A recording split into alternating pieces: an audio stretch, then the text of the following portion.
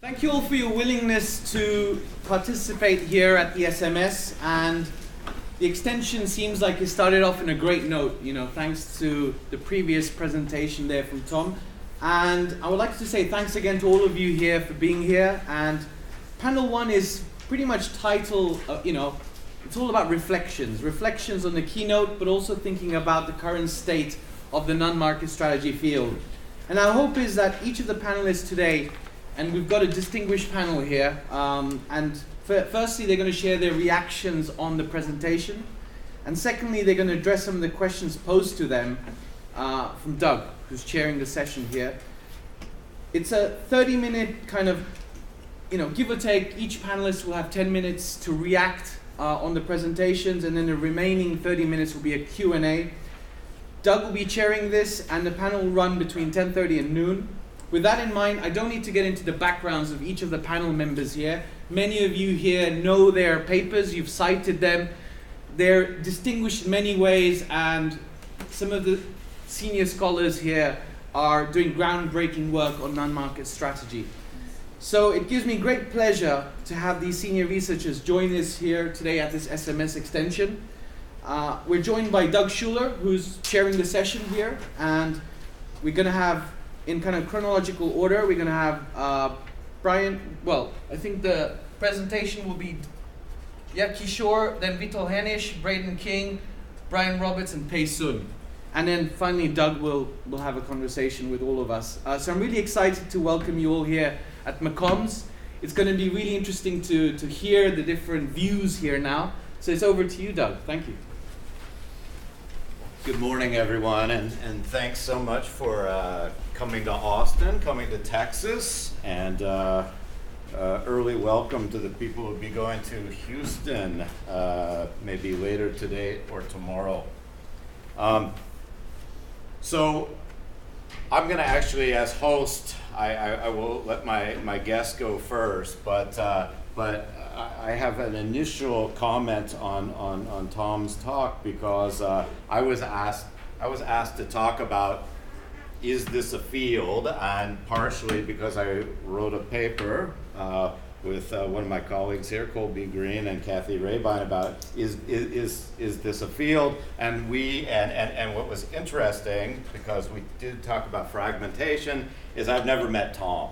And Tom, independently of me, because I got to see the slides several days ago, came to the very same conclusion that what we did was, no, this isn't a field, it's fragmented. But part of the way you create fields is from mobilization of activities, and this is exactly what it is. So really, I'm very thankful to both SMS and particularly our people who are sponsors here who put this around. I think my last comment before I give it to my colleagues, and then I'll come back at the end, is that one of Tom's challenges, and I think this is a really big challenge when we think about CPA or non-market or CSR or whatever these labels we don't have, right? The non-good name labels, is that there's a big challenge to integrate much of this work into other work, right? And the more you do that, to some extent, lacking a technical word, the more you muck it up, the more that you actually lose the distinction, you lose the labels, and this is going to be kind of a challenge. And to some extent, you almost want to know, is this just going to be a supporting function, right? Is this a supporting function? I know we have at least one, and I know we have a person here who's worked in kind of a government capacity in a company, and I know we have a lunch speaker. Typically, we think good government affairs people, probably good CSR people, are very integrated into the business strategy, and it's supportive. But that makes it tougher to be if fields are distinct. So anyway, that's one comment I have on Tom's talk. After that, I have three other comments. You're going to have to wait for it. It's like a teaser on the news, so you shall wait for me. I'm going to go to, who is going to start off? Kishore. Okay. I'll follow the safe strategy of staying with what I know, and we have a really good distinguished group which crosses many disciplinary boundaries, and I'll be really thrilled to hear from people from different disciplines. Connecting to Tom's talk, which I found very informative, I share his feelings about rigor. Although I'm not a theorist, I do a lot of empirical work, like most of you, and I find it very useful to use a theoretical lens to focus the empirical work. So I'll stay with the question about what are the particular challenges of studying non-market strategy outside the US context. And clearly the biggest issue is the heterogeneity in institutions across countries. But let's approach it from a question that's of first order importance. At least that's what my belief is. And the question about how institutions, whether you conceptualize your view of institution from the new institutional economics view or the neo-institutionalism view of organizational sociology, the question about how institutions shape non-market strategy and outcomes of firms is a first order question to me. And I know people in this room have done work in that, and that forms like a first generation of these studies going forward. What would a second generation set look like? And conceptually, what it would look like to me is to exploit within firm variation in their non-market strategy actions, given that they work in countries with heterogeneity in institutions. That to me is a big unanswered question. I know Wit has done a lot of work, and I would call that a big jump, and I think that this is a natural extension to the work that's done so far. Another big question that Tom's brought to the table is how M&E strategy changes institutions. I think that's a scary question for researchers as well, but I think it's very possible. So my 1 degree of freedom example is India. I'm thinking of a matching thing where a country's institutions, a country wants to progress. Let's take India as an example. It's going to make a lot of political institutional changes in order to attract firms. And firms look around and they match their strengths, and this is an organizational sociology point of view, with the institutions that give it a perfect match. And then you can think about the outcomes that produce the greatest surplus over here, and how the bargaining between a country and an M&E makes that match. So these are two kinds of things that I'm thinking about. One of the obstacles in doing something like this is how are you going to find out what a firm's strategy is? How are you going to quantify? How are you going to quantify a political activity? You can't quantify political activity very easily at the scope of institutional heterogeneity and across countries, across these interactions. So I'm saying let's sidestep that. Let's look at firms' non-market strategies, actual non-market strategies. For example, let me give you a couple of examples. Coke's clean water initiative. That's non-market strategy, right? We actually can observe that, and we can observe the variation in that specific non-market strategy across countries in which Coke functions, where there's a demand for clean water, and that's probably most of the world. Or take Novartis and its non-market strategy about, okay, we are either going to control our patents and everything, and nobody can duplicate this stuff, by way of non-market strategy is to serve an underserved proportion of the population. We'll do that. We'll give drugs for free and cheap, but there is variation in the strategy across countries. What causes that? What calculus lies behind that connection? So let me invoke something that's done recently in a QJE paper by Nathan Nunn, and I'm sure many of you are aware of that. But but if it's new, let me just very quickly go through this. So he creates a variable called contractual sensitivity. So when investments are relation specific, and contracts cannot be enforced under investment occurs. Right? So here's the situation across most countries. Let's take that to be true. So in countries with better contract enforcement, there's a cost advantage to firms that make relation-specific investments. So M&Es need not undertake, so a first pass at a hypothesis is that M&Es need not undertake non-market strategy in countries where you have the institutions for better contract enforcement if they're going to make relationship-specific investment. Okay, and most M&Es are in the business in sectors where there is a huge amount of relationship-specific investment that is to be made to enter the country. Okay? But what types of non-market strategy do M&Es follow where you don't have institutions that do contract that have these good institutions? And what's the strategy? What's the calculus behind doing that? So none constructs a variable proportion of intermediate goods that require relationship-specific investment, and he interacts that with an institution judicial quality. All right.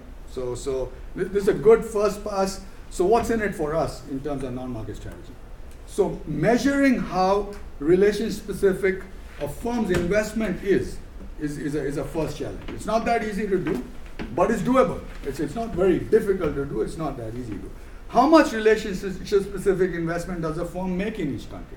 We don't have an idea about what that's a first-order quantitative data collection effort that I think has a big payoff. If a firm decides to make relationship-specific investment, even in the absence of institutions, does it step up its non-market strategy? Okay. That is, can NMS substitute for institutional deficiency? So that's kind of the big picture idea here. So does NMS make up for the absence of effective contracting institutions? These are, I think overcoming these kinds of challenges is a big deal. Doug, you're monitoring. You'll have to tell me if we're I'm okay. We're okay. I want to bring in another big picture idea from my research, just in case I don't get any more time to speak. We've got a lot of great speakers here on this board. And that's some research and Doug invoked China many times, and let me do that too.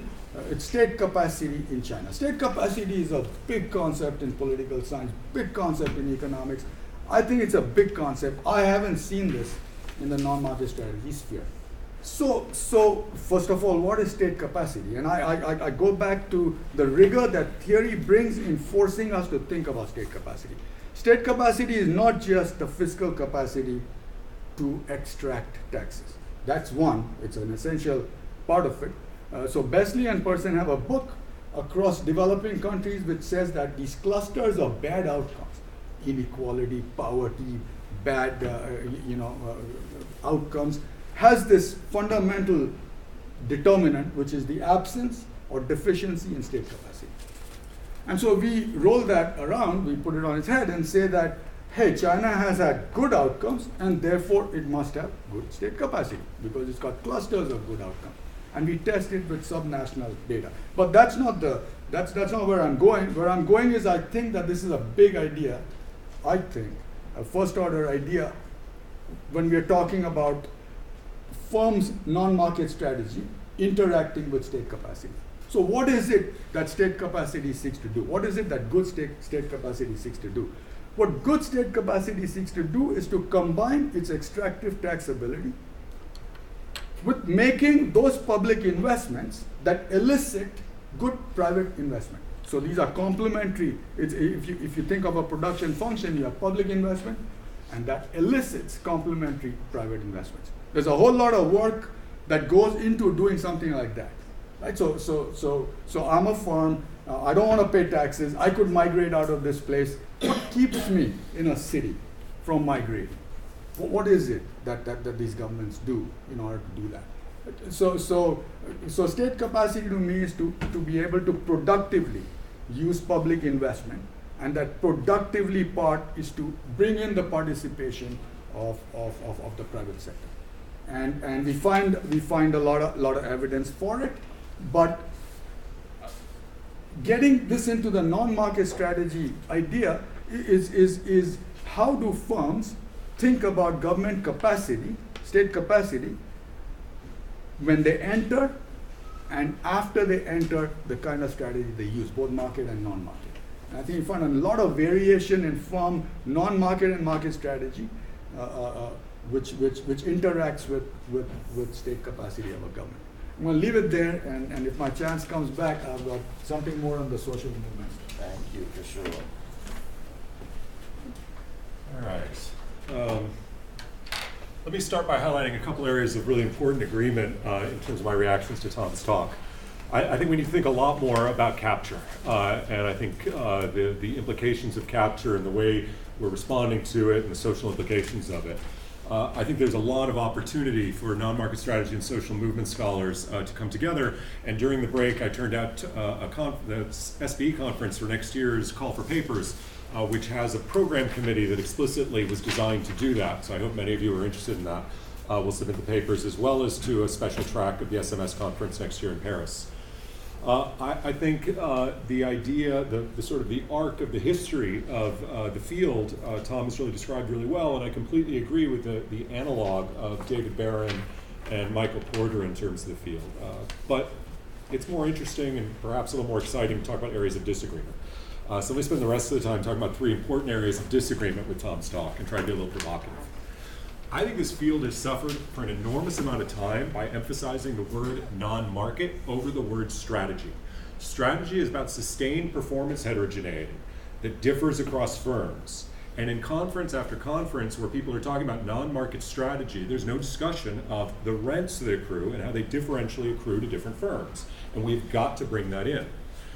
Second, I'm going to build a little bit on the social movements literature, offending Brayden, May, and other social movement scholars with a little video clip that tries to explain the concept of legitimacy and some important concepts. And then I'm going to completely disagree with the idea that CSR has been overhyped and isn't where we should be looking for the future of this field, and give you 13 trillion reasons why it is. Okay? So first, a framework, it's a little hard to read here, but this builds on a framework that Barney put out in '86, categorizing the field of strategy into 4 distinct areas. The first was I/O competition as a source of strategy, starting with Bain and then going into Porter. There's an equivalency in non-market strategy, which is Barron. The second is the monopolistic practice vein of strategy, where strategy is about rent seeking and about corruption. And that exists both in the strategy space and in the non-market space, where we look at political connections and political links. The third phase of strategy research, according to Barney in '86, is looking at Schumpeterian competition and how as an industry we have these waves of things rising and falling, and that's a little akin to social movements. But as a scholar of Oliver Williamson, not Roger Knoll, who was my undergraduate advisor, but as working with my PhD with Oliver, I focus a lot on governance. And what I don't think we do enough in the non-market strategy space is think about the governance of relations with political and social stakeholders. We can't vertically integrate those actors, but we can have relational contracts with them. And that's what we should be thinking about. That's going to be a big theme in the talk. So I think we need to look more closely at the evolution of the field of strategy and map the field of non-market strategy onto it, and we'll come up with more than just Porter and Barron are the starting points. We'll fill in the matrix a little bit going forward. Next point. What can we learn from what can we learn from social movements? If you've learned a lot about leadership and making a movement, then let's watch a movement happen start to finish in under 3 minutes and dissect some lessons. First, of course, a leader needs the guts to stand alone and look ridiculous. But what he's doing is so simple, it's almost instructional. This is key. You must be easy to follow. Now here comes the first follower with a crucial role. He publicly shows everyone else how to follow. Notice how the leader embraces him as an equal. So it's not about the leader anymore, it's about them, plural. Notice how he's calling to his friends to join in. So it takes guts to be a first follower. You stand out and you brave ridicule yourself. Being a first follower is an underappreciated form of leadership. The first follower transforms a lone nut into a leader. If the leader is the flint, the first follower is the spark that really makes the fire. Now here's the second follower. This is a turning point. It's proof the first has done well. Now it's not a lone nut, and it's not 2 nuts. 3 is a crowd, and a crowd is news. A movement must be public. Make sure outsiders see more than just the leader. Everyone needs to see the followers, because new followers emulate followers, not the leader. Now here come 2 more people, then 3 more immediately. Now we've got momentum. This is the tipping point, and now we have a movement. As more people jump in, it's no longer risky. If they were on the fence before, there's no reason not to join in now. They won't stand out, they won't be ridiculed, and they will be part of the in crowd if they hurry. And over the next minute, you'll see the rest who prefer to stay part of the crowd, because eventually they'd be ridiculed for not joining. Okay, I'm going to stop there and keep on time. But what I want to highlight, there are a couple important elements that come out of that, a couple important themes that come out of that.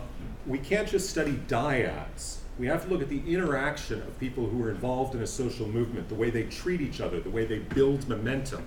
Now, I think we could tell that story with Bayesian updating about the uncertainty of being ridiculed for dancing, but I think we can also just call it, it's legitimate or socially acceptable to start dancing. Where is the research that builds out the movement, that builds out the network of stakeholders who are interconnected? That's something I've been trying to do over the last 10 or 15 years. Looking at 26 mining companies and coding thousands of media sources together with Cinziana Dorobantu and Lida Narti, and showing that the net valence of stakeholder opinion toward the mine is an important predictor of the valuation of the mine. And we can predict the dynamics of this network, looking at the relationships between all these nodes. We could also, in work with Kate Chimkowsko's here, looking at the network of NGO business and stakeholder action on environmental issues globally, coding global media sources to construct that network and look at it as a system of interconnected nodes and how that influences corporate behavior. In my sabbatical research, coding up the global database of environment, language, and tone data set for every 50 by 50 kilometer cell on the planet over 25 years, to develop the network of relationships around any business enterprise and look at how it evolves over time. There is data that we can use to populate the stakeholder network and look how firms are interacting with it over time. What's driving stakeholder cooperation, what's driving stakeholder conflict, and how that creates value. Now, Tom, at the beginning and at the end, raised a path to relevance. And in the notes he shared with us before, he said non-market strategy can become more relevant by addressing welfare, demanding lobbying transparency, and estimating the impact of lobbying, and studied CPR. I think that's going to put people to sleep. Let me give you an alternative path to relevance. In the last 2 to 3 years, external engagement is now a top 3 priority for more than half of the CEOs surveyed by McKinsey. The percentage of board members who say that sustainability is important to understanding the materiality of an enterprise has doubled in 1 year. A PwC manager says the percentage of investment bankers thinking ESG is material has doubled in 2 years. And C-suite executives now rate sustainability and CSR as the #1 factor impacting strategy. Why is this happening? 35 years ago, a campaign manager for Bill Clinton said if he was going to be reincarnated, he wanted to be the Pope or the President or maybe a baseball player who could hit 400, but then he changed his mind. He decided he wanted to be the bond market because he could intimidate everybody. The reason this is happening is the modern incarnation of the bond market. It's Larry Fink. Larry Fink, the CEO of BlackRock, together with the CEOs of State Street and Vanguard, sent out letters representing the $13 trillion in assets under management that they control to every single CEO in which they invest, saying you're not making the business case for your social and political engagement strategies. Show us the business case. We've been looking in the wrong place. The sustainability data we're looking at, credit risk ratings are correlated at 0.9. Sustainability ratings are correlated across the major providers at 0.05 to 0.6. It's no wonder we don't find anything tangible. Investors are now looking to respond to Larry Fink's letter, but they don't have the data and they're scared. The percentage of investment managers satisfied with the data has halved. 10% of investment managers think the data companies sufficiently explain their strategy, and McKinsey reports that only 20% of executives feel they can make the necessary calculations.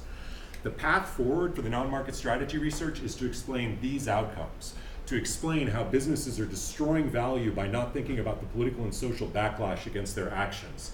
If we can help Uber not lose their license in London, if we can help Volkswagen better understand the costs of emissions fraud, if we can help Google understand the risks of not treating seriously early stage lawsuits on diversity that appeared over 18 months ago before the memo was leaked, if we can help the pharmaceutical industry understand the rising threat of PETA on animal rights and testing, we will contribute value.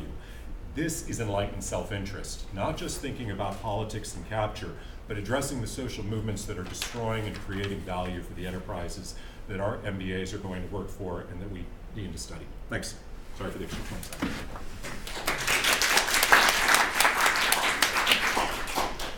So I think what Vita's saying is we should all go dancing on 6th Street tonight. Yeah, I'll be there. So I'm going to riff a little bit on what Tom said, and I wrote some thoughts down on the plane on the way over. I sent it to my iPhone, and I'm going to probably ignore half of what I wrote. So I wanted to comment a little bit on sort of this idea. There seems to be an underlying theme in Tom's talk that we should be seeking theoretical convergence. This is something that's been kind of on my mind lately. I was involved in helping to put together a volume in research in sociology organizations, which about non-market strategy and social movement theory, and Tom was generous enough to contribute a paper to that. And one of the things that we were thinking about in this volume is, now that we have sort of a community of people who are doing research related to movements, activism, non-market strategy, is it worthwhile to think about integrating some theoretical insights? And some of that's happening simply by talking to one another, by having conferences like this, by having finally some sort of shared edited volumes or special issues. But I think it's happening more in kind of a bottom-up way. That is, like, I grab a concept here, you take an idea from me, and we start to kind of use some concepts in a similar way. But it's nothing like kind of the barren model where you develop a formal model that then has implications for deductively for how we think about and do empirical research on non-market strategy. In fact, I kind of think that is not likely to happen. Having an overarching theoretical framework is probably unlikely to happen, and maybe not even desirable. It might not even be something that we want to do as a field. There are a couple of reasons I think that. I'll get to that in a second.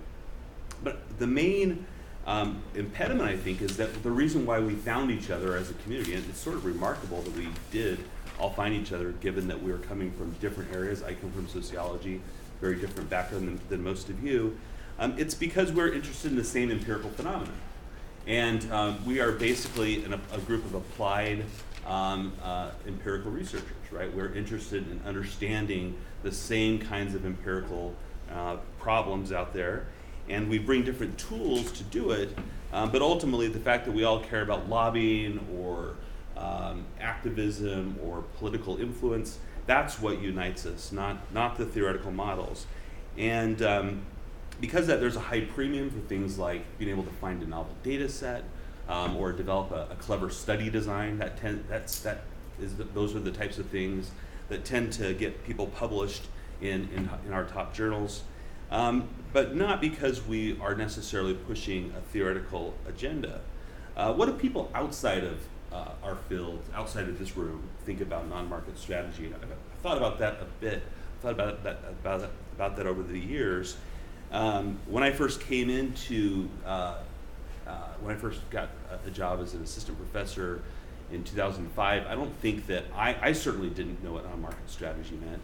I don't think many people even thought of it as a burgeoning field at the time. It was sort of a group of people, mainly Stanford, Berkeley, who were doing some models.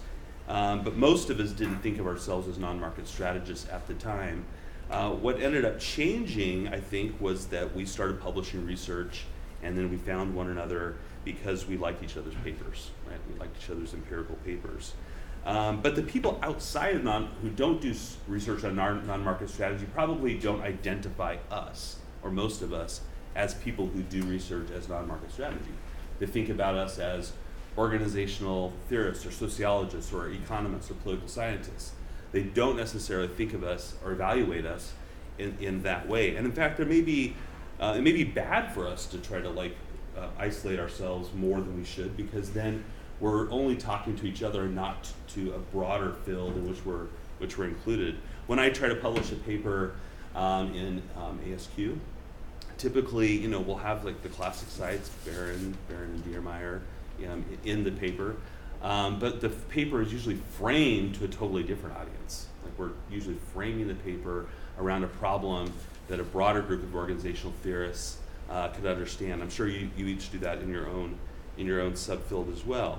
And I think that is what allows a paper like that to get published in an ASQ or an Org Science or a journal, an American Economic Review, is because it does have a sort of a broad generalist appeal. So nevertheless, there seem to be more and more people who are interested in non-market strategy. I think that itself is also pretty encouraging. Two things happened that I think have shifted this focus, which means this room is probably going to get bigger in the years to come. How many minutes left? 5 minutes. Okay, good. Two things happened. One is I think the political and social climate changed. Both, I don't have to state the obvious that the political climate has definitely changed. This has become sort of a gold mine for all of us who are doing research, empirical research right now. But also sort of the business school climate changed. Millennial students are much more interested in these topics than they were years ago. When I first came to Kellogg years ago, the only reason we were able to have a class on non-market strategy at Kellogg was because Daniel Jeremiah had the brilliant idea of calling it crisis management. And he was going to teach students how to manage your reputations, and you kind of sneak sustainability and CSR into that conversation. But now students actually want classes on sustainability. They want classes on CSR because they see it as important.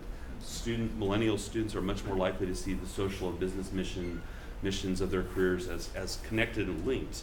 And in addition to that, I think political polarization and the rising tide of nationalism has made people outside of academia much more interested in what we have to say.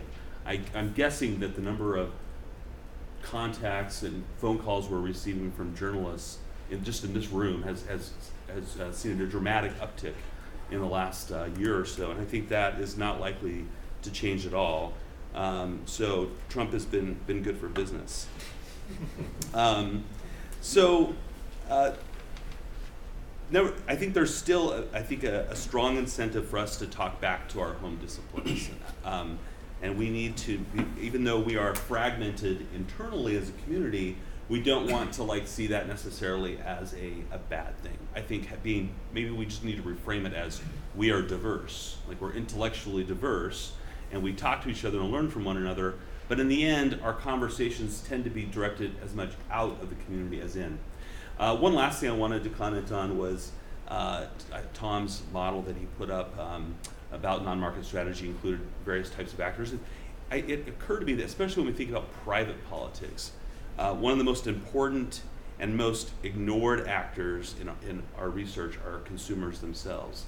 We don't actually do a lot of consumer-focused research. Some of us do, I think, in the room, but not all of us. And oftentimes we have, I think, some bad assumptions about actually how real consumers behave. We sort of assume that consumers are like voters who are voting, buying products like people would vote at the polls. But in fact, I think that empirically that's not likely to be true. I'll just give a quick example, and then I'll shut up and sit down. I did a recent study, still not yet even under peer review, but a study that I did with Mike Norton at HBS and Katie DeSales at Toronto, where we actually got data on what people's spending habits or spending was. So we could track where they spent their money, how they spent their money over a 6-month time period. It happened to overlap with the same time period where there was a major boycott announced against Starbucks because Starbucks had come out against the immigration ban, saying they were going to hire 10,000 refugees. And so a bunch of pro-Trump supporters announced a boycott against Starbucks. So what we did is we went back and we asked people after the fact, did you boycott Starbucks? And we found that a significant number of people said they did boycott Starbucks. We also found that a significant number of people said they boycotted. That is, they increased their spending at Starbucks because they supported what Starbucks was doing. But we also found that the major predictors of whether you boycotted were fairly predictable. That is, the people who boycotted were much more likely to be Trump supporters. They voted for Trump, and they watched a lot of Fox News. The people who boycott voted for Hillary, and they read the New York Times. So that's sort of the, as you would expect, part of the study. But what was interesting about it, I think, was that saying you boycotted, believing you boycotted, actually had no correlation at all with your spending. There was zero correlation with changes in spending. In fact, there was a slight positive increase, average positive increase in people spending at Starbucks among those who said they boycotted. And the same is true for the boycotters. None of the boycotters are any more realistic in their expectations. I think that consumers actually don't necessarily all the time do what they say, what they think they're doing. We have sort of an aspirational view of our consumer habits that align with our politics, but that doesn't necessarily match up with our consumption. Unfortunately, that's not something we've studied a lot, I think, among people who are in this community of non-market strategy. So I think I'd like to see more of that. Thank you.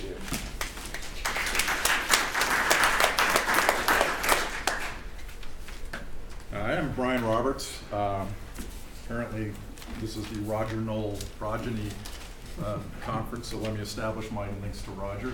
I was a Barry Weingass student back in the day who was a Roger Knoll student and co-author, obviously. I'm an economist by training, but I'm housed in the government department, the political science department here, and currently in charge of an archaeological research laboratory. So I have an interdisciplinary focus of sorts.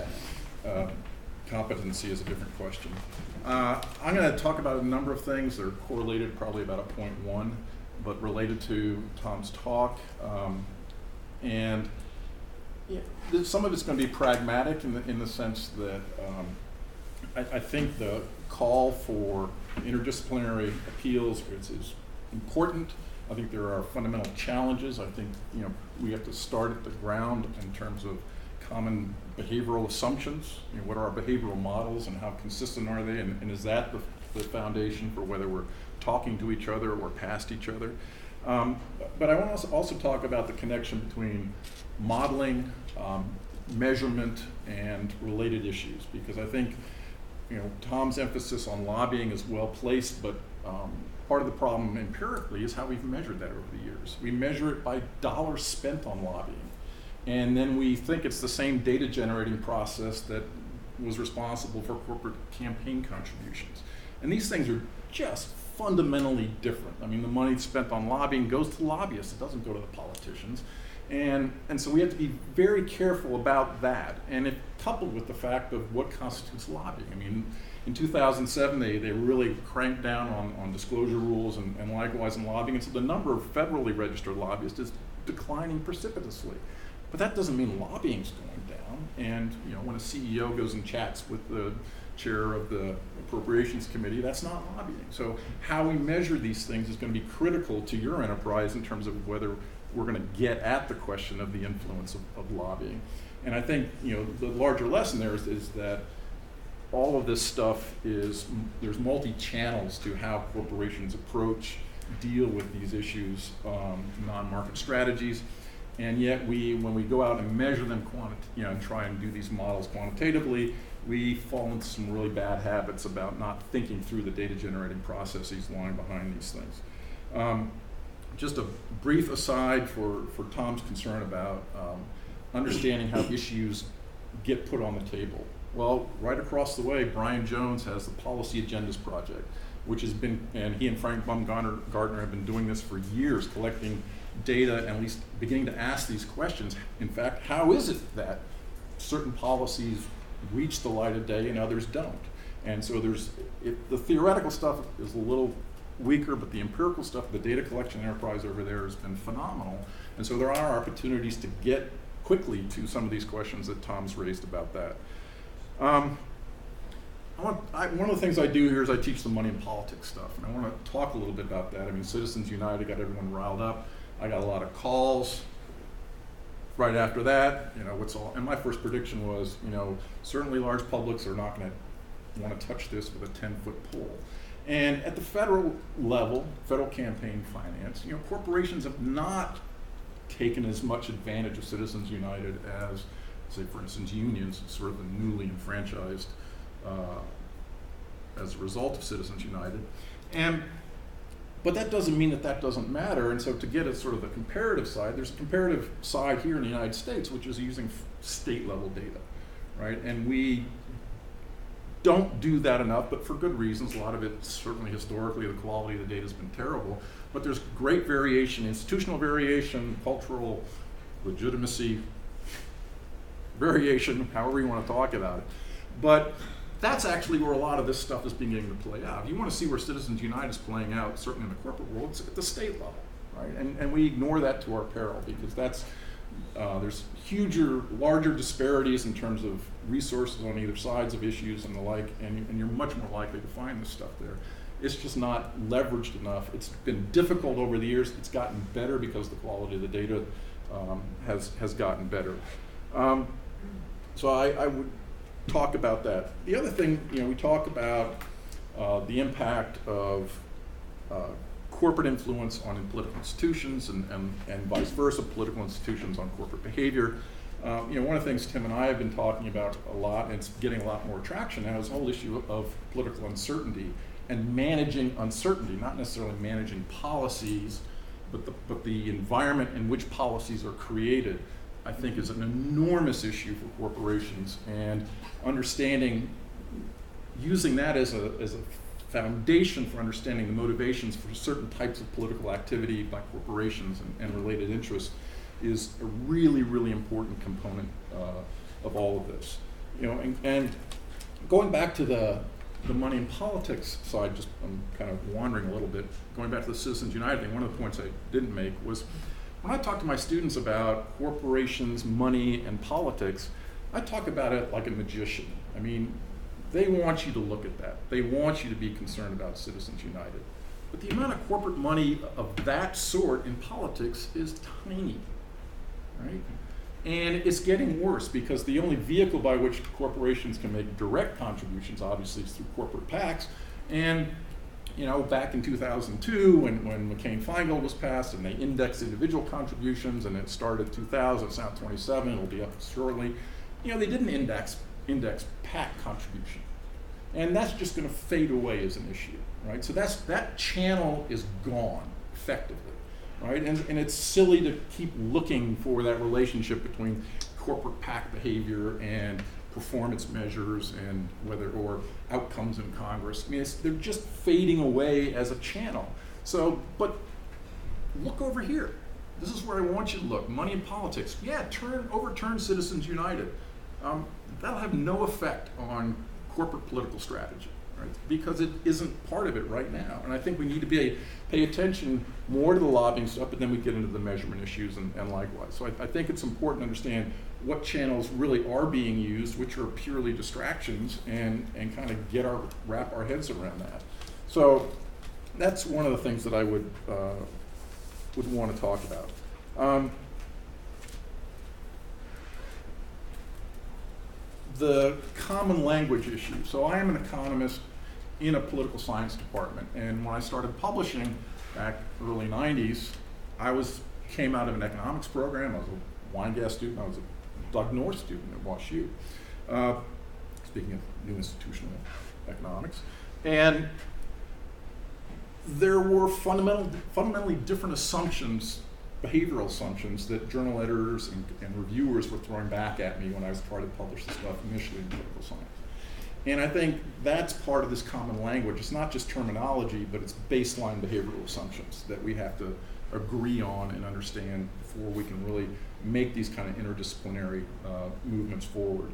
And so I would take that as a very important kind of lesson. I mean, I had to overcome serious doubt about any kind of notions of efficient markets. I got reviews back from political science journals saying, I lost money in the market last year. How could it possibly be that and I'm a political scientist, how could it possibly be the case that political events had economic consequences? And so I think we've gotten past a lot of that, but when we start breaking into these new territories, we need to understand where those baseline assumptions are suspect in the other camp in some sense. And so getting together, not just about terminology, but about these baseline behavioral assumptions, I think is sort of the critical thing. We've talked about Trump coming in, as I can tell you, in the government department. We don't know in political science whether this is the best year or worst year to be in political science. We know it's one or the other, but we just haven't figured out which one it is, because people expect us to explain all this, and it's just not a lot of fun. I'm going to leave it there. I really like this emphasis on bringing multidisciplinary views to all of this. I think we need to understand, the two things I will emphasize again are sort of baseline behavioral assumptions, and I would make a plug for concerns about political uncertainty as a key management strategy issue in this space. So I'll leave it there. Thanks. Okay, thank you very much indeed. It's truly my privilege to join this distinguished panel. Personally, I treat myself as a student of non-market strategy. I just want to use this opportunity to say some of my personal experiences and to show some personal reflections about doing research in non-market strategy from emerging markets. So basically, again, I'm an economist by training. So when I did my PhD thesis, my field was transition economics and comparative economics. So basically, it's a very niche field within the general economic field, and we look at SOEs in socialist economies. We look at how SOE get privatized during the transition process. We look at firms and the government interactions between firms and government agencies in terms of industrial policy. And we also, I was quite familiar with some so-called mainstream theories in this field: agency theory, institutional economic, and positive political economy. So, but after my PhD study, I made a very interesting gradual transition to non-market strategy research. And to be honest, one reason is because some people told you the transition is going to be over. So all the SOE are going to be privatized. So in the not to become a historian, so I need to make some career transition in this process. And personally, I think this is a good opportunity to move to non-market strategy research from the emerging economy angle, because if you look at the special issue of AMJ 2000, I think it's edited by Bob Hoskisson and Lauren Eden of this kind of people. So you see that the mainstream management field is very interested in non-market strategy in emerging economies, and also with the Journal of Management Studies special issue. So in that period, so I realized that, oh wow, people are really interested in emerging market economies, and I think that non-market strategy is a very good angle to enter this field, because emerging economies are dominated by non-market forces. And it's a very unique selling point, right, to enter this field. So that's why I started to work on this field, and then I need to transform the existing literature in the U.S. of the applied literature and concepts in the U.S. in the emerging market context. I cannot do a simple transplantation. I need to see the how to do this. And I looked at the literature on lobbying and look at the literature on campaign contribution. I found it difficult to some extent directly transform this into the emerging market context, because maybe you have lobbying, but it's a very informal manner. So, and you do not have the data and the campaign contribution, and obviously because I'm from China, so it's very hard to get country contribution. However, I find that political connections or political ties will be very good common thread to link between the U.S. context and the emerging market context, because in the U.S. context we have a strong stream of literature on political connections, I think starting from Brian's work on data center of the event study. And also in the emerging markets, corporate connection, political ties can be a very important subject to look at. So in terms of challenges doing research in non-market strategy from emerging markets, so I would say I would start discussing the three dimensions. The first is about the data availability and quality, and I think it's improving over time. So people know that the data quality may not be very good in emerging markets, but to get a paper published in mainstream journals, but you have to shows that the quality is reasonably good.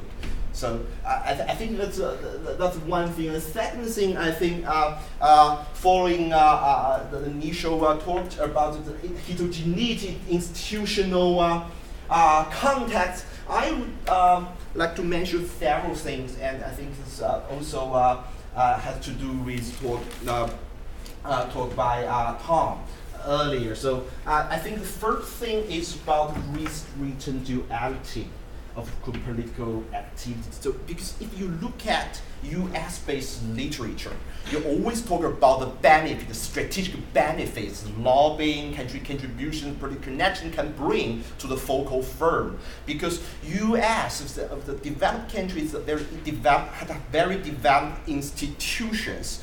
But in the context of emerging markets, in context of China, so when you practice corporate political strategy, it is a high risk, high return strategy, because on the one hand, it's possible that you get very hands-on benefits from your political action, but on the other hand, because of the weak institutions, because of the very weak check and balance in the political system, your strategy can backfire. So basically, because of the political struggle, because of the faction politics within the system, so risk-return duality is a very important thing. So for managers, for corporations, need to develop a very subtle understanding how to play this game.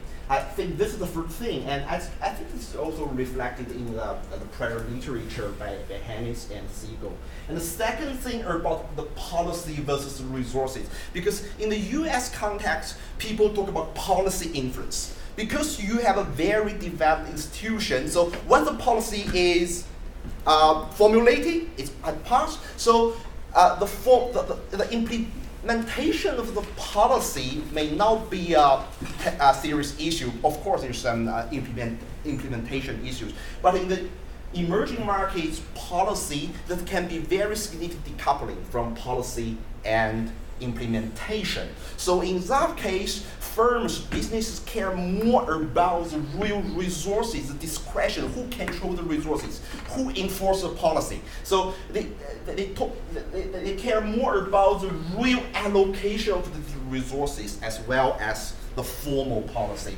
And the third one is about the very blurred line between market and non-market activity, and I think that's also consistent with Tom's earlier talk. And it's very important in emerging markets because, strictly speaking, right, nothing can be called pure market in emerging economies. So almost all government is almost involved in all these kind of things. So it's very hard to define pure market.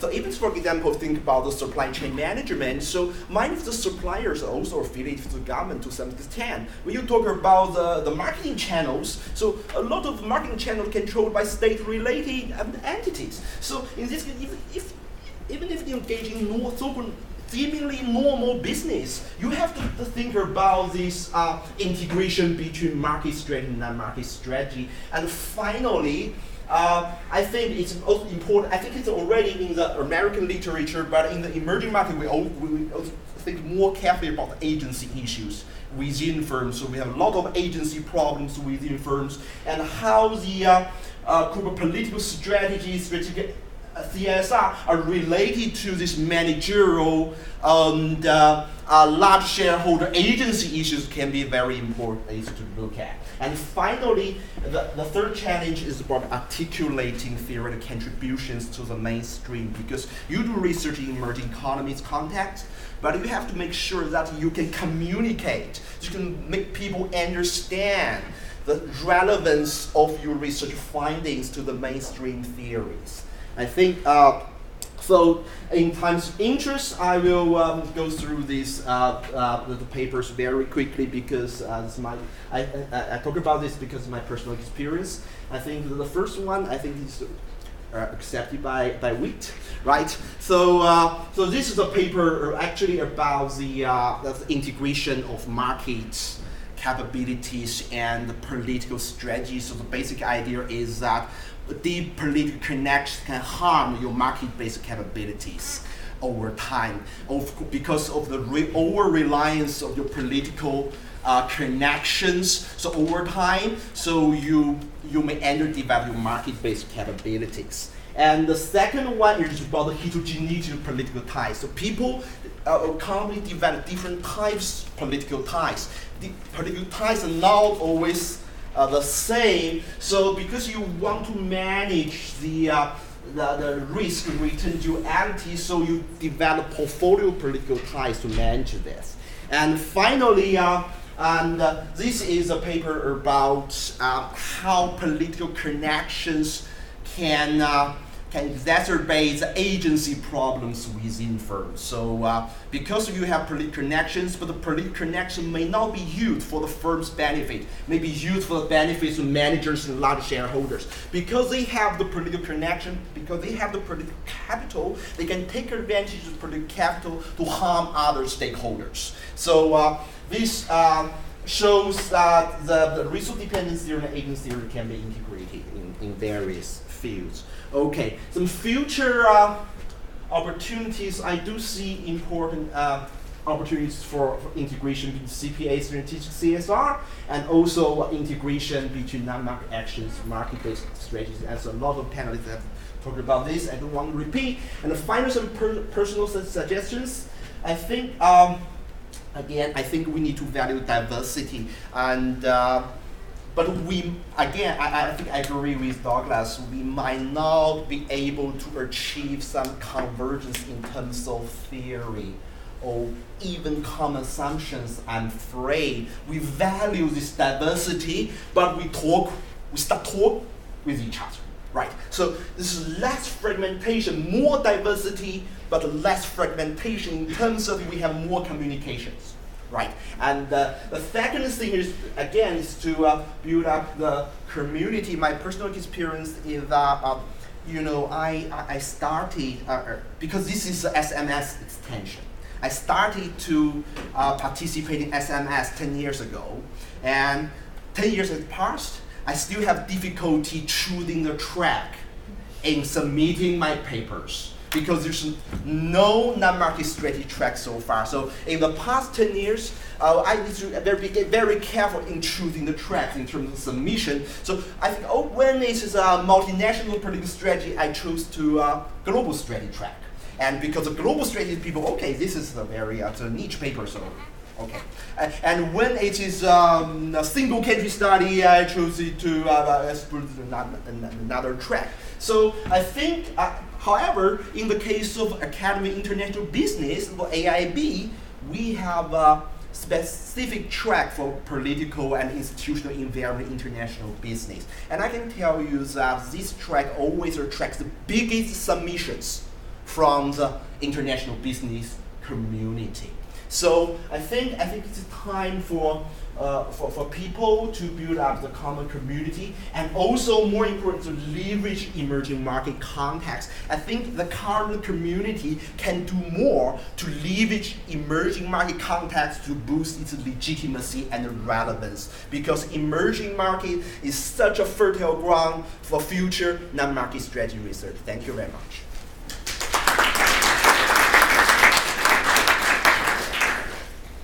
So I'd like to just kind of briefly share a few thoughts, and then I'd like to really open it up, because we have so many accomplished and interesting people here, and who would like to share their thoughts, and also perhaps follow up on some of the panel's comments. So I have three things I'd just like to raise, and all I'm going to do is raise them, offer nothing. But the first was part of Tom's comments were, and what Tim asked me about, is thinking about CSR and CPA together and holistically. And to me, it's obvious. It's yes. I mean, now one of the interesting things, and again, we might ask our corporate speaker, is organizationally, many companies aren't set up very well to coordinate those functions. One of the things we haven't really heard very much this morning is kind of at the organizational level, how companies are structured, how budgets are made, how personnel are recruited. Oftentimes people on the government side come from legal backgrounds, they come from government agencies, and oftentimes on the CSR side, they come from foundations, NGOs, and this would be interesting way. This is an interesting area, I think, for many organizational scholars to participate.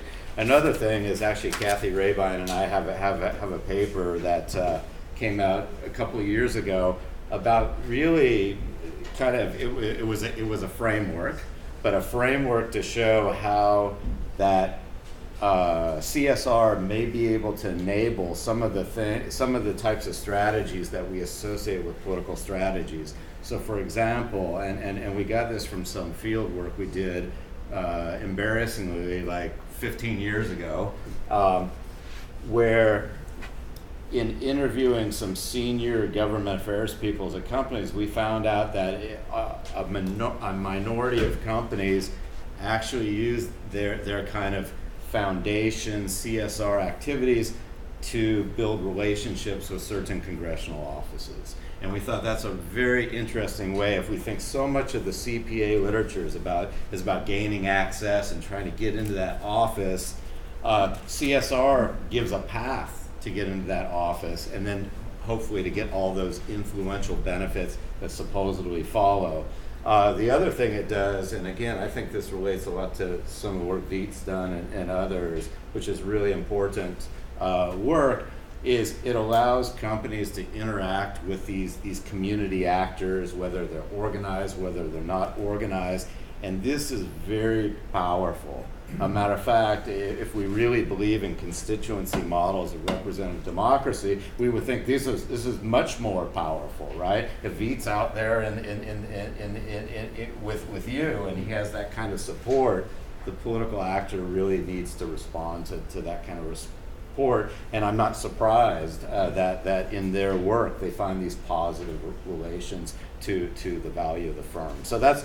And plus, I'd say CSR is hard to trace, right? We know that as empiricists, right? Makes like doing cross-organizational research really difficult, but it also allows you to hide things. You don't have to report a lot of this stuff to the FEC, and that may be attractive in perhaps a sinister way. So that's my first comment.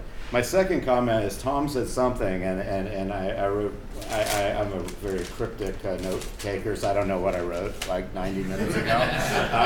But something about information isn't enough. And one of the things I think is really interesting, and Colby and I had dinner with a lobbying friend of mine last night here in town, who of course is a tremendous storyteller because it's part of the MO of that profession.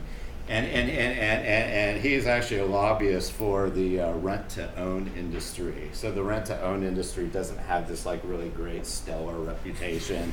You don't bring home your partner and introduce him or her to your parents and tell them they're the lobbyists for the rent-to-own people. So he was telling us about the value of essentially storytelling and bringing in partners to tell stories instead of giving data. So obviously, in the information provision part of lobbying, we have tremendous data gathering and data transformation, and I can produce all kinds of reports about how many stores in your district, how many customers, all these type of things. But we also produce stories, and those stories aren't necessarily about data, they're about values. And I think one of the things, and I don't know, Tom don't like legitimacy, I don't know about values, I don't know exactly what we do, but I think there's something about the values and the values that companies might be, and other interest groups, might be conveying that's very important politically. It's very important. These are the type of people they feature in making these testimonies about how RTO transformed my life. I was just a poor little student, and now I stand in front at UT Austin. Wow, imagine that, with rented furniture. That's how it started. I mean, this matters, right? This really sways political actors, and they don't care about all those data. They expect those data to be there. So I think what Tom said about info isn't enough. That's all I wrote, but I give him credit. I agree with that one. Finally, and this is something I'm struggling with, so I'm going to bug many of you throughout the day because I need like some literature to cite to finish a paper. Drain the swamp. So we've heard this drain the swamp has come quite prominent over the last, 18 months or something like that. And Tom said something about welfare, that this research doesn't know enough about welfare. And you probably know, I guess maybe I'm the only one who, I'm not an economist, so I don't know about these formal welfare models.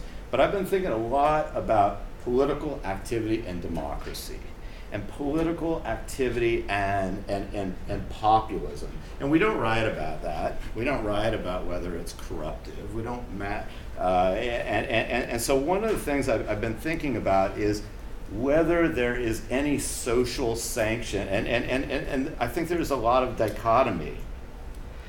So let me just ask you very briefly, and then I'll get back to my comments. Am I doing okay on time? Yeah, no, I want to follow up on that. Very if I good. can. What are we supposed to do with our tax break? The administration has told us we're supposed to get $4,000. And if you think I'm just picking on this administration, under the Obama administration, we got a tax break too. What are we supposed to do with that? Spend it. Thank you. Top of mind. We're supposed to spend it, right? So we have a political actor, a very prominent political actor, who's basically telling us we are supposed to consume. This to me is linking very closely a political actor with business activities, consumption and production. So we have this on one very celebrated, right? But on the other hand, and we have a tradition of it, not only Marxist literature, but like if we think about Lindblom's work, we have this kind of latent populism that it looks unfair. Why?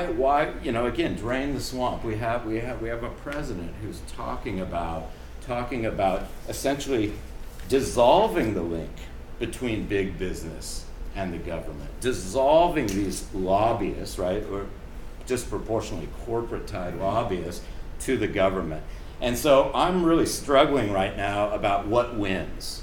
What is this? And thinking about, is there something in our field about political activity and CSR that not only maybe companies shouldn't be talking about things that are going to line their own pockets and create welfare losses, or should be lobbying for things for welfare gains. To me, I've been thinking more about democracy. And what does this mean? Does this turn off people if we just think,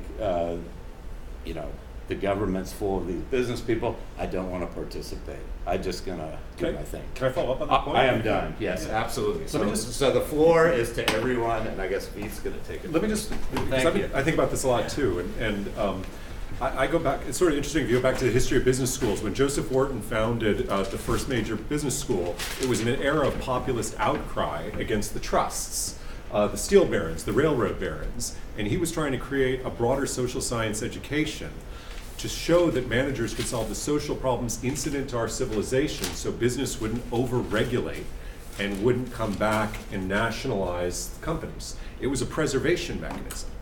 In 1929, Dean Joseph Willits at Wharton said that in the long run, short-sightedness and unsocial practices by businesses will lead to political reprisals of a not very discriminating kind by those who have little understanding of business activity. I don't think we should be surprised we're in an era of populist outcry and political reprisals if we look at the practices of the financial services industries, the film studios, the auto manufacturers, the internet companies, the airlines. People don't trust businesses. And unless we start showing that businesses and management can solve the social problems we have, again, it's enlightened self-interest to avoid a continued descent into hostile relationships between stakeholders and businesses that could really unwind the system, the post-war democratic capitalist system we've had. So I'm totally in alignment. And I think if you go back to history and you look at why our institutions exist, it was because managers should learn something more than accounting. And we're not doing enough justice to that. We're falling back into the trap that Willits criticized the Wharton grads for in 29, just focused on earning $1 million before I'm 30. I'll just add on to that. I was really struck by Tom's comment about the need for welfare analysis, because I think we should not only be able to answer the question of, like, does a business have an effect on, do they have political influence under these conditions, or do MGOs influence business under these conditions? We should also be able to answer the question, should businesses be trying to influence politicians in a certain way? I mean, that's a bigger question of what this does for society in general, and if we can't answer that, I feel like who's going to ask that question? We can't just expect that businesses themselves are going to self-reflect in a constructive way. So we have about 15 minutes left, and really at this time we'd like to hear from the floor, if the floor would like to be heard. Back behind the camera. Yes. Just great panel, and two questions for you. One is this notion that Doug really raised, which I think we should talk more about, which is you think about strategy, general strategy. If you're thinking about relevance, the client, the person we think making strategy is the CEO or the management team, sometimes an outside consultant in the BCG. With non-market strategy, I wanted to understand from your perspective who the decision maker is inside organizations we're trying to be relevant for. I think it's interesting to consider whether a CEO is thinking about the ins and outs of the lobbying campaign, whether they're going to outsource that to a VC firm or an internal lobbyist. So introducing Doug's notion of the boundaries of the firm, but also in the organization should be relevant for. And the second thing, if you have time to answer, I'm teaching a new class on strategy beyond markets, exactly with Tom's title. One of the things coming up on our campus is how much to bring your own political viewpoints into the classroom. Many people who still think they have made offhand political comments, which most of us nodded in dissented, but that's not necessarily the case in every campus among all of our students. So I know May and I talked about this offline too. What's the role, in your view, as we teach these things about regulatory capture, about the optimal blend of business and politics, about bringing our own viewpoints? And do you have suggestions for sort of faculty here in terms of trying to balance class discussions? So I know those are two complex questions, so you can choose one or neither, but those are things on my mind. And thanks for the panel.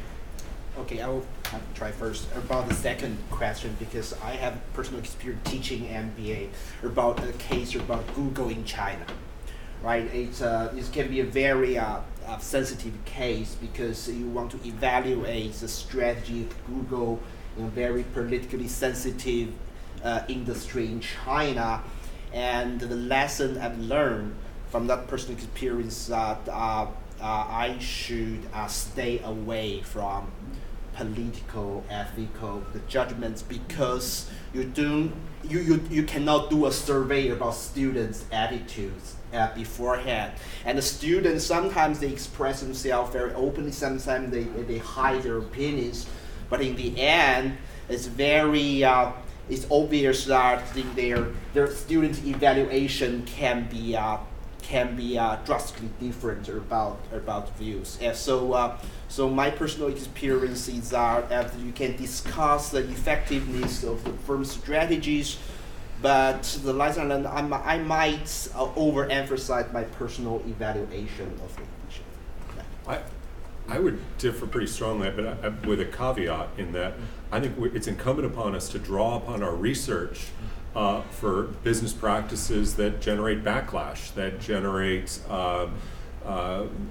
conflict. I mean, one of the work that's coming out of the sabbatical project is the excess emphasis of business relationships on people at the center of the hierarchy triggers conflict from the periphery.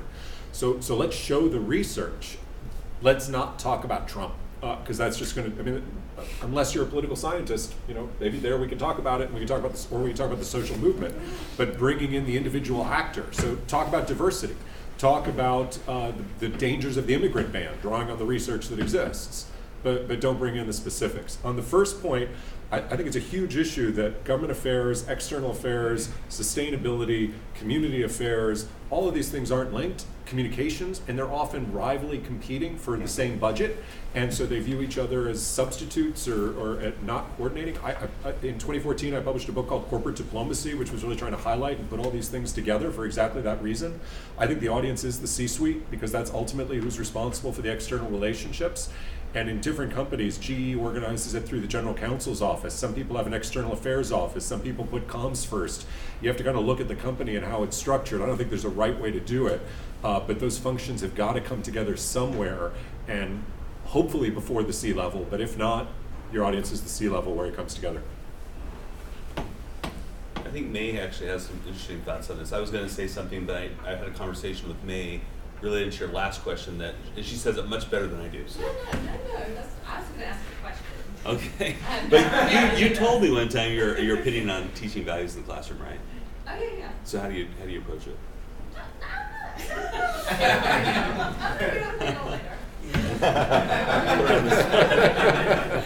Let me just say my own opinion on it then, and then make an ask question. I think it's actually important to like just be honest about our biases, right? So if we have a particular point of view on something, it doesn't hurt us to say, listen, this is what I think. I recognize some of you disagree, but that would allow us then to have a more open conversation. Ignoring it, I think, frustrates students because it's on their mind. Like the whatever's happening in the news today is on their mind, and they don't want to feel as if they can't talk about what's relevant to them. So, sorry, May. Do you have a question? I kind of want to add to that. What I try to do around it is actually a lot like what Pete said, but I try to bring out, what are the assumptions that, could lead you to think different things, and that way, it sort of stays safe and it allows people to say that they, all I have different assumptions rather than, somebody's right or wrong. And then, offline they can question the validity of the assumptions, but, taking it to a slightly different level, because that's, where biases often come from too, is, and even here, there are different disciplines sort of start with different assumptions, like Brayden said that, but that was with you, I think, actually. I think we're like putting way too much emphasis on making our students feel safe, and I think this is controversial, and it probably is sourced in my original training was in law school, and nobody in law school is trying to make anybody feel comfortable. You have to be able to aggressively advocate and support your position and know that you're going to be dealing with the hardest argument on the other side. So I don't think we're doing our students any favors by making them feel safe in the classroom. I think our job is to make them learn, and sometimes you have to be really comfortable to question the beliefs that that are institutionalized. Yes. So I have a question for actually anybody on the panel that probably builds a little bit off what Kishore said and also some of the work that he's done, which is within political science there's a field of research, or a subfield called comparative political economy, which is really exciting. But when I look at the different areas and gaps that different speakers have identified, I think we would benefit from a comparative non-market strategy. Right, so for example, if we think about uncertainty in the US today and how firms should deal with that, firms in other countries have been dealing with uncertainty on a much greater scale, or similar scales before. So if we're interested in the US context, we can draw lessons from non-market strategy in other places. We can also look at that from the welfare perspective as well. There are a lot of countries that have, not a lot I shouldn't say, but there are certainly countries with high levels of welfare, better social performance, better environmental performance, and they have firms, and those firms engage in government relations and social relations, Scandinavia, you can think of Northern Europe. Right, we could learn lessons there. What does it mean to have sort of a welfare-enhancing non-market strategy? What are the institutions that are necessary there to help sustain that? Why firms there have to try to pull down those institutions and completely capture government? I think kind of getting away from, the ideal literature tries to look at cross-national analysis, but I also think from a non-market strategy perspective, it could be useful. And I was wondering if anyone had any thoughts on that. I think one of the challenges there is just the degree of institutional variation, right? And if you even begin to think about that, trying to control for it is impossible. And I joke with my comparative colleagues in the government department, most of them study one or two countries and call themselves comparativists, right? And that's common. And part of it is it's very, very, very difficult to do true comparative empirical work, right? When you start thinking about the problem from a causal inference point of view or identification strategy, good luck, right? And then measurement issues, how the same variable is measured differently. It's easy to get very frustrated trying to do that. I take everything you say absolutely, it would be wonderful, but it's just getting a hold of it empirically is a real challenge. Very, very, very quickly on that. So in this journal, International Organization, one of the struggles that they have is very similar. They like to publish cross-country studies, but more and more the realization is that the heterogeneity across institutions is too vast to overcome, and so many people are doing sub-national level studies where there's very rich variation, just like state variation within the US, province variation within China, state and district variation within India. That's a possibility because at least you control the big heterogeneity in institutions, and then you worry about, institutional differences within a constitution. So. Okay, so just a quick reaction. So if you think about you do some research comparing China and US, right? So I have two examples. The first one is about the integration between CSR and CPA. So it's really amazing to see that the Douglas have said about that CSR can be used to access political access. Actually, after you check the literature about China, the top journals, they also discovered this kind of integration. So they use strategic CSR as a way to gain access to powerful politicians. So the second thing about the recently some research about the stock market reactions to government officials' visit to the firms. So Douglas has done something about China, and they are trying to do something in the U.S. Whether presidential visit to some firm makes a difference in terms of stock market value. I don't think that the mechanism would be the same between U.S. and China, but I think it's really interesting to understand the differences as well as commonalities, right, in underlying the similar phenomena. I think that's a very fascinating thing to do. However, personally, I don't do anything more than 3 countries comparison. I only do two comparison between two subjects. My intellectual power cannot handle anything greater than 2. Thank you. I'll just really quickly, I think there's enormous benefit to looking at variation, and there exists variation across countries. We should do 200 country studies, we should do 2 country studies. We should exploit the variation that exists in our empirical design strategies, accepting all the limits that Brian raised, but still trying to learn from variation. Yes. So one of the reasons a number of people are in this room is that they edit journals or associate editors of journals. So I want to exploit that fact to follow up on one of Tom's points. Tom, you're an editor, right? You're pushing for us to move in like a social welfare analysis direction. So for those of you in the audience and on the panel who are journal editors, how likely is that sort of work to be accepted as a top-tier journal? I think we have to think about the realities and constraints that we all operate under. I think you can do it, but you have to have an editor who is willing to stand up to reviewers who would push back and say, well, what's the theoretical contribution? Because that is the most annoying comment reviewers make about those kinds of analyses. And there are editors who will, I think, be willing to side with you on that, especially if the empirical contribution, like a significant, impact on social welfare is an empirical contribution. If it's big enough, then I think editors will be willing to side with it. But I can't speak for every editor. I can just speak for myself. I think at SMJ, you'd want to see it folded back into some measure or some argument around financial performance, which I strongly believe in. I think the reason we care about these welfare implications is the potential backlash against the companies in the medium to longer term, and the perception of legitimacy of the corporations if what they're doing is amassing rents that people perceive as unfair. And if people perceive that as unfair, they'll demand regulation, they'll protest, they may boycott, although I share Brayden's skepticism about the power of consumer boycotts, but they may in some way militate, which could destabilize the system and their ability to continue to make rents. There are exceptions. The AMJ Grand Challenges issue is a nice exception where there are a number of papers that really focus on welfare benefits. Economics and Politics, which is not a mainstream business journal, we are very heterodox in accepting welfare-based theories on the economic side, but that's not all. That's not all.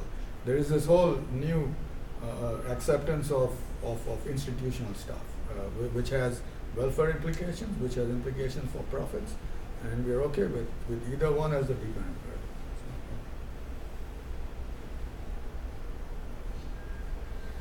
I have a quick question for the panel. I was talking to a government affairs director recently from Rolls-Royce, and one of the things that came out from that conversation was return on investment. So they said, how should we be measuring return on engagement, all of these things. And I had some views from how we tackle it from an academic point of view, to which they said that's way too complicated. I need C-suite to believe me.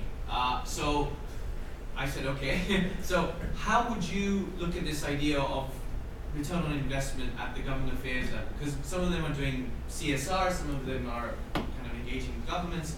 How would you measure that? So there's a piece coming out that I'm co-authoring with a partner at McKinsey and McKinsey Quarterly in Q1 2018 that's exactly on this topic. McKinsey's building a practice on doing scenario analysis on things like climate change, the top 3 or 4 regulatory risks that companies face. And it starts with a stakeholder analysis, the issues they care about, it links it into the corporate risk registry, and then it does scenario analysis on different regulatory outcomes and helps the company allocate its government affairs spend as a result of that. And he's building a burgeoning practice off of that. And we're coming together to develop tools. I've got some antecedent work both in the 2014 book and in a thought piece that came out under the Veolia Institute, which were precursors to that piece. I'll follow up with an email then. Thank you.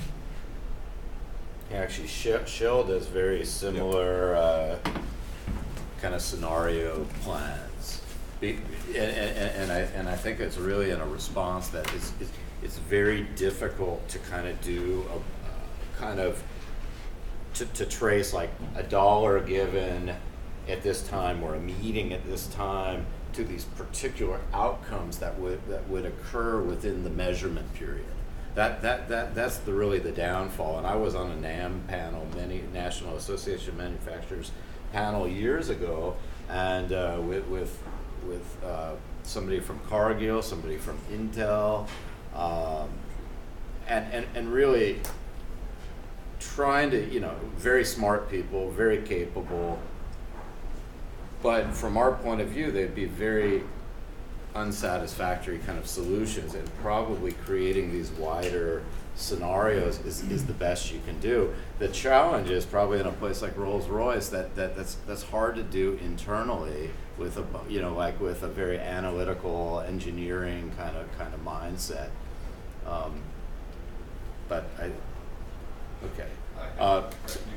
Okay, so we are at noon.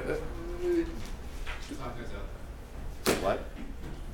So I'll just quickly say, so thank you to the panel.